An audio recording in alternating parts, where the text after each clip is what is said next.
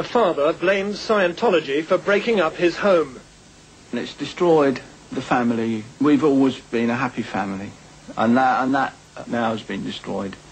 How dangerous is the worldwide cult that's homed in on the south of England?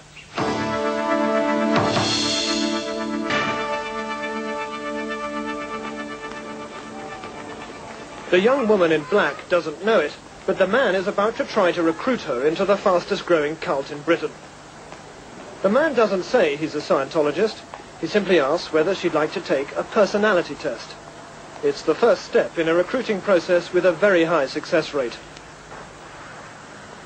In Britain, Scientology claims a following of 200,000, the vast majority of them in the south. Scientology, for all its 35-year existence, has been highly controversial. But in places like Brighton, it's become more than just a controversy. Here, it's a day-to-day reality. The young men and women recruited on these streets are joining one of the most active and powerful cults in the Western world. Scientology exerts huge influence, it commands huge wealth. Yet in southern England, the movement's European power base, there's bitter disagreement about what it is and what it stands for. Is it the road to total freedom, as its followers insist, or is it nothing more than a fraud, and in some cases even the road to total ruin? In this program, we'll be looking at new evidence to try to establish whether Scientology is a force for good or for evil. The Scientologists are building themselves a fortress alongside their national headquarters at East Grinstead, St. Hill Manor. Here they crusade for a better world, a world they say is achievable only through Scientology.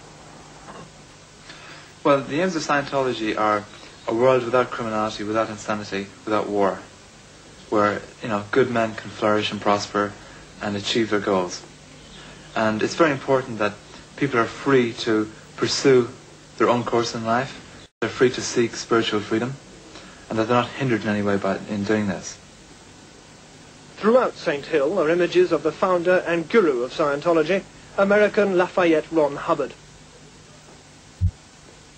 Hubbard was a prolific science fiction writer, an American naval officer in the Second World War, an amateur filmmaker and small-time Hollywood scriptwriter, and by the end, a millionaire many times over.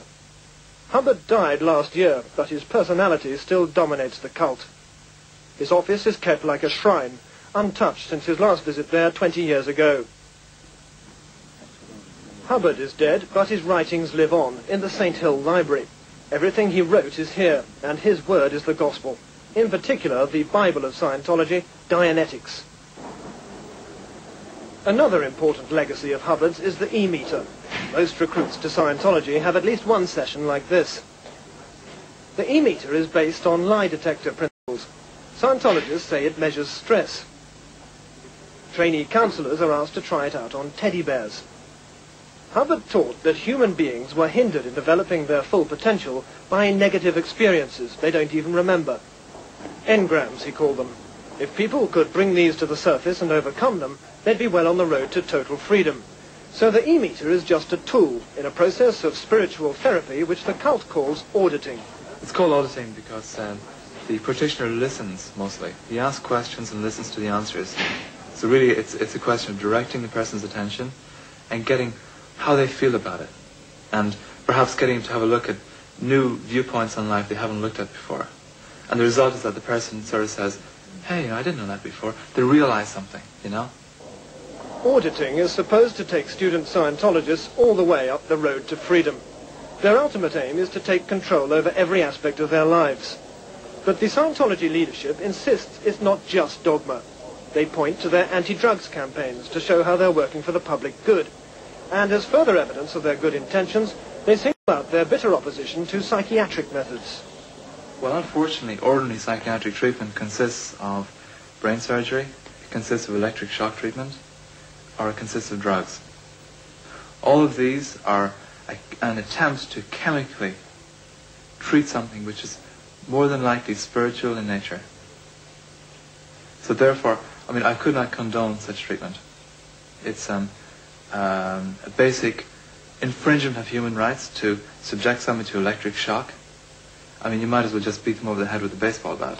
Probably have a better effect. Scientologists at St. Hill are proud of their stance on psychiatry. But their many opponents say the cult should not be taken at face value. Among their fiercest critics is Helen Ezekiel. She says in reality the cult is dogmatic and intolerant and does more harm than good. Mrs. Ezekiel blames Scientology for the suicide of her daughter Rita. Rita lived at Crowborough in Sussex with her husband. They were both Scientologists and, like most cult members, strongly opposed psychiatry. But a year ago, Rita became severely depressed. She cried a lot. She cried, and she could hardly say hello, Mum, to me. She was so depressed, especially towards the end of her life. She was so depressed. She cried all the time. She got no sympathy from her husband. He said there's not much wrong with her, just ignore her. When I said to him, why are you ignoring her? She's obviously ill and you're not doing anything about it. Rita believed the depression was due to an ear infection, and she went to see a specialist, Catherine Milton.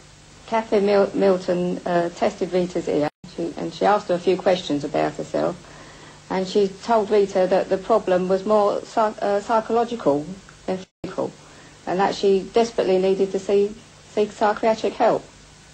But Rita refused to see a psychiatrist. She wrote to her mother, "I feel that there is no real help or improvement to be had from psychiatrists, but my turning to them would just be a way to hide from life and problems."